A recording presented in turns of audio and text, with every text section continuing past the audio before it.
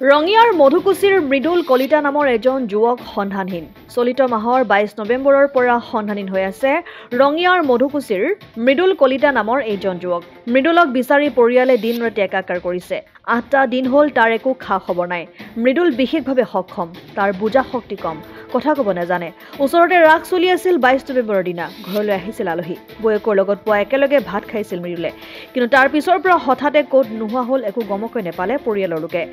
ৰঙিয়া আৰক্ষী থানাত ঘটনা সন্দৰ্ভত এজাহাৰ দিছে পৰিয়ালৰ লোকে, কিন্তু এতিয়ালৈ একো খবৰ লাভ কৰা নাই। ৰাইজক অনুৰোধ কৰিছে পৰিয়ালৰ লোকে ক'ৰবাত মৃদুলক দেখিলে তেওঁলোকক জনাবলৈ। মৃদুল কলিতাৰ ঠিকনা হৈছে পিতৃৰ নাম খগেন কলিতা, ককায়েকৰ নাম জিতুমণি কলিতা, ঘৰ ৰঙিয়াৰ মধুকুছিত, জিলা কামৰূপ অসম। পিন নম্বৰ হৈছে 781354 আৰু যোগাযোগৰ নম্বৰ হৈছে 6001285500। 22 তাৰিখ শুক্ৰবাৰৰ পৰাই আমাৰ ভাইটি মৃদুল কলিতা তেওঁ ঘৰৰ পৰা ওলাই যায়। মানে তেওঁ অকণমান ইয়াত নৰ্মেল হয়। যিমানখিনি পাৰোঁ আমি ঘৰতে ৰাখোঁ তেওঁক। সিদিনা কি হ'ল, ওচৰত ৰাস চলি আছে, তাৰ আগদিনাও সি ৰাসত গৈছে, অকলে আহিছে। আমি ভাবিছোঁ আহিব সি, সেনেকৈ জানে সি যে ৰাস্তাত ঘূৰি থাকে বা দোকানত যায়, ইটো বস্তু আনিবা দিলে কোনোবাই আনে। কিন্তু এতিয়া অচিনাকি জেগাত যদি কোনোবাই লৈ গৈছে সি কিন্তু ঘূৰি আহিব নোৱাৰে।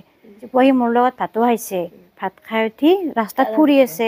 আমি ভাবিছোঁ ৰাসত আছে আহিব, ওচৰৰ চলিবিলাকে দোকান দিছে ৰাসত, তাৰ আগদিনাও সেই দোকানতে আছিল ওচৰতে। সেইকাৰণে ইমান ভাবা নাই। আৰু যিমানখিনি পাৰোঁ আমি বিচাৰিয়ে আছোঁ।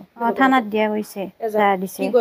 পুলিচে কৈছে আমাৰ তাত যদি খবৰ আহে আমি জনাম, সেনেকৈ কৈছে। কিন্তু বিশেষ তেনেকুৱা সহায় কৰা আপোনালোকক আমি খবৰ দিম ফোন কৰি কিনে। নাম্বাৰ লৈছে, তাৰ ফটো দিয়া হৈছে। কৈছে আমি যদি থানাই এনেকৈ যোগাযোগ কৰা যায়, খবৰ পালে আপোনালোকক জনাম বুলি কৈছে।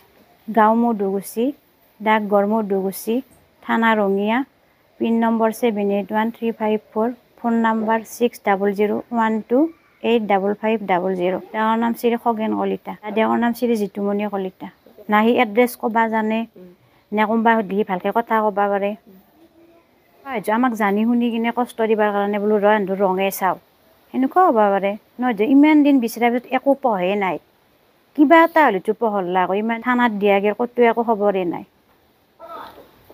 আজিকালিতো মানৱ সৰবৰাহৰ বহুত ভয় হৈছে। আমাৰ সেনেকুৱাও সন্দেহ হৈছে, থানাই যাতে আমাক সেইখিনি সহায় কৰে। একো ঠিক নাই ন, আজিকালি চলিয়ে আছে এনেকুৱা ঘটনা। থানাই যাতে আমাক এইখিনি সহায় কৰি দিয়ে, বা আৰু কোনোবাই যদি ক'ৰবাত কিবা খবৰ পায় আমাক জনাই যাতে। ৰঙিয়াৰ পৰা আইনাল হুছেইনৰ ৰিপৰ্ট, অসম আদিত্য। NKS হুণ্ডাইলৈ স্বাগতম। নৰ্থ ইষ্টৰ প্ৰথম GDSI 2.0 ফিচাৰ্ছ ডিলাৰ হৈছে NKS হুণ্ডাই। অত্যাধুনিক সা সুবিধাৰে তৈয়াৰী মষ্ট আপডেটেড হুণ্ডাই ডিলাৰ এতিয়া ডিব্ৰুগড়ত।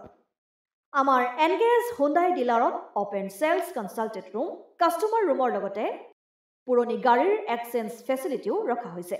ইয়াত চেলছৰ লগতে ছাৰ্ভিচ ছেক্টৰৰ সুন্দৰ সুবিধা আছে। প্ৰয়োজনীয় সকলো এডভান্স টুলছ, হুইল বেলেন্সিং, এলাইনমেণ্টৰ অত্যাধুনিক machine, post hydraulic lift, fully ট্ৰেইনমেণ্ট পাৱাৰৰ লগতে nitrogen gas filling facility, fully automatic car washer ফেচিলিটিও আছে।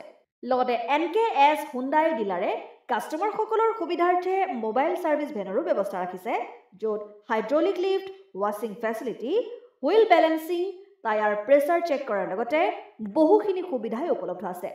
NKS হুণ্ডাইলৈ আহক আৰু সুবিধাসমূহ গ্ৰহণ কৰক।